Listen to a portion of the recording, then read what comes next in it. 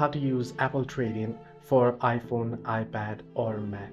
Well, you can use Apple Trade-in to trade your iPhone, iPad or Mac online or at an Apple store, receiving credit towards a new purchase or an Apple gift card.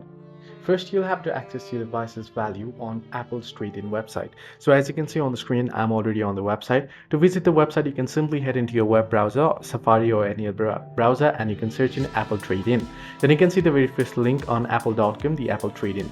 You can see trade-in, upgrade, save or recycle it for free. Scroll down and you can see find your trade-in value. You can tap on find your trade-in value, then select your smartphone first. Who made your smartphone? So you can see Apple here. I'll select, then select your iPhone model or your device's model. So I have iPhone 13, not even Pro, so I'll select that. Is this your iPhone in good condition?